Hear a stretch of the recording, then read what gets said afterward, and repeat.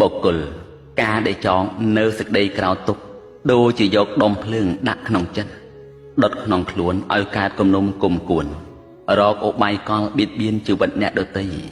ដោយហេតុអញ្ចេះហេតុអញ្ចោះមានតែផលអាក្រក់ទៅអាក្រក់ទៅអភ័យទានគឺការឲ្យអធិស្ឋានលើកលែងទោសឲ្យអភ័យដល់មនុស្សសត្វផងគ្នាមិនឲ្យមានការភ័យខ្លាចតក់ស្លុតក្នុងជីវិតសង្ខាររបស់ខ្លួនឯយើងក៏មានសេចក្តីសុខក្នុងផ្លូវជីវិតសុខទាំងអ្នកដទៃសុខទាំងខ្លួនឯង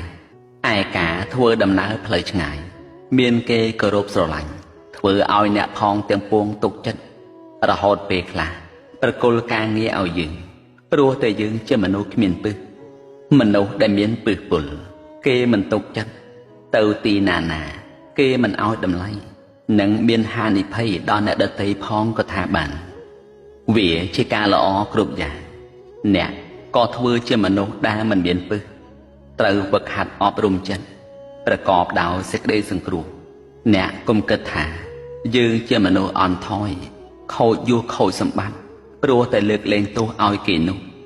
ដោយហេតុខ្លះមនុស្សមួយចំនួនតែប្រកាន់យស័កមុខមាត់ខ្ពង់ខ្ពស់ពេកទៅទើបត្រូវបង្កកម្មពៀវរានឹងគ្នាមិនចេះចប់ព្រោះតែអំពើនៃការចង់ឈ្នះចង់ចាញ់នេះឯងព្រះសម្មាសម្ពុទ្ធព្រះអង្គទ្រង់ត្រាស់សម្ដែងថាពៀរងប់ដីកាមិនចង់ពៀ